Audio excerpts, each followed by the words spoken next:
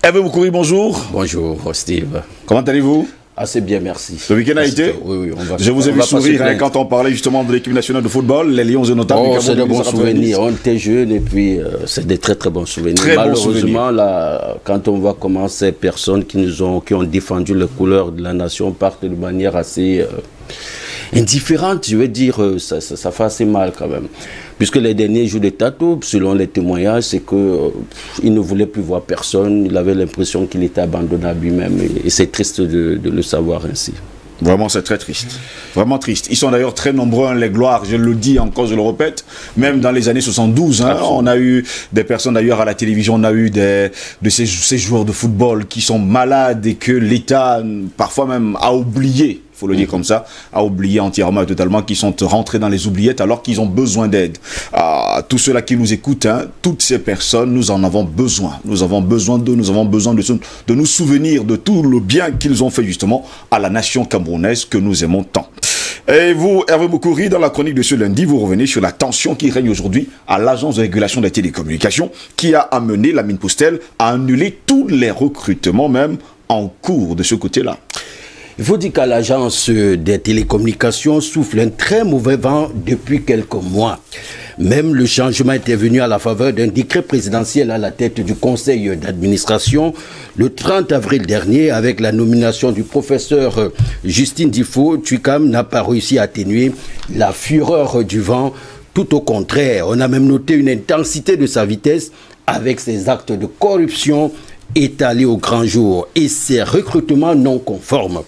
Déjà le 17 juillet 2020, la ministre des Postes et Télécommunications, Minette Libom Lili-King, dont le département ministériel assure la tutelle technique de l'Agence de régulation des télécommunications, tirait la sonnette d'alarme en servant un rappel à l'ordre au tout nouveau, ou bien alors à la toute nouvelle présidente du conseil d'administration de l'Agence de régulation des télécommunications. Dans cette note, tout en rappelant la nécessité du respect de la réglementation, Madame la ministre dénonce aussi de soupçons de corruption avec des marchandages de postes. Dans ce même rappel à l'ordre, Midel Libom Lili-King relevait également le fait que les recrutements aient eu lieu sans texte ni respect du plan d'organisation des établissements, des effectifs de l'établissement et des besoins réels en ressources humaines.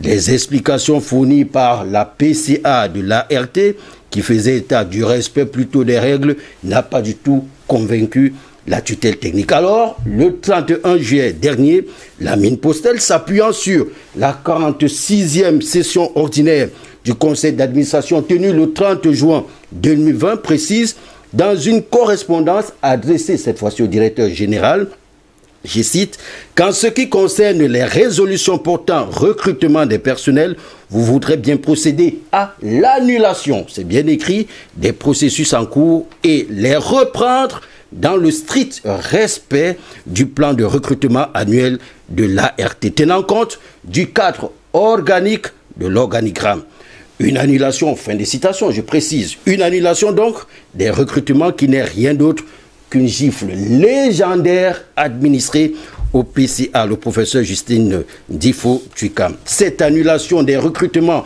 au sein de l'organe en charge de la régulation des télécommunications a suscité une vague de réactions sur la toile. Des esprits étriqués à l'ignorance avérée, exacerbée par un tribalisme à outrance, sont allés jusqu'à dire que la PCA n'est pas du tout appréciée. On lui veut particulièrement, ou alors on lui en veut particulièrement parce qu'elle est originaire des Grassfield, au milieu de la mafia boulot. Non.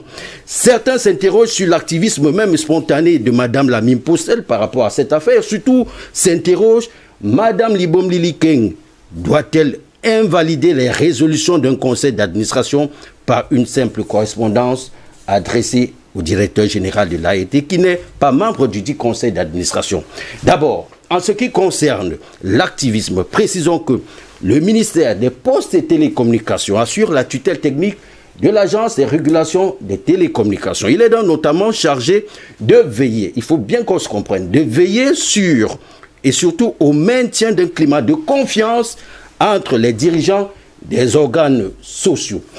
Entre autres, la tutelle crée, le MIPOSTEL doit également s'assurer de la cohésion des résolutions des organes délibérants, c'est-à-dire le conseil d'administration, et des stratégies au plan des politiques publiques sectorielles ainsi que leur conformité aux lois et règlements en vigueur.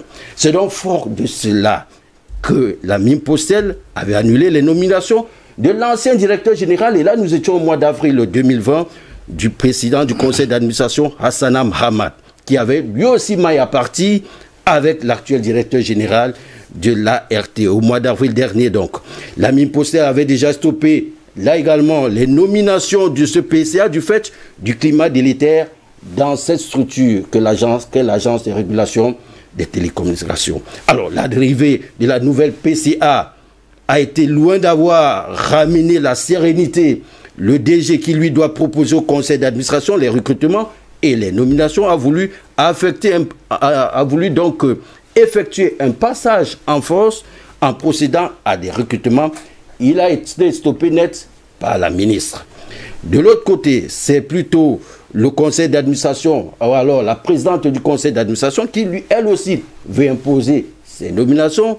Ça n'a pas du tout marché. En tout cas, ça a été validé par le conseil d'administration. Mais, mise en minorité, pas du tout d'accord avec la PCA, déjà soupçonnée de corruption, le directeur général a tout simplement, c'est de son devoir, il a également saisi la ministre des Postes et Communications, eu égard au climat de tension qui règne à l'ART. L'Ibom Liliken a donc décidé de renvoyer les deux parties dos à dos en annulant tout simplement le recrutement. C'est-à-dire le DG, avec son personnel, voulait recruter un certain nombre de personnes. PCA n'était pas d'accord. Maintenant, la PCA propose au conseil d'administration ces personnes. Le conseil d'administration valide. Le DG maintenant va saisir la ministre qui est tutelle, n'est-ce pas, la tutelle de l'ART, et elle se rend compte qu'il y a donc un climat délétère au sein de la maison et décide donc d'annuler tout simplement ces recrutements. Alors, c'est pourquoi je reviens sur ce principe assez clair, que la tutelle, le MIPOSTEL, doit s'assurer de la cohérence des résolutions des organes délibérants.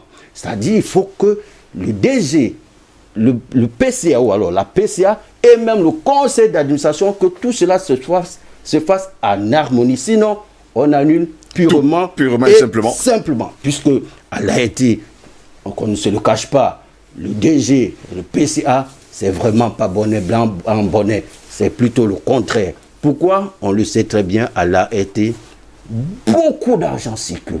Beaucoup d'argent circule. Je voulais vous le dire à l'oreille, mais... On ne peut pas le dire à l'oreille. Hein. Ce qui se dit tout bas, on peut le dire également tout haut.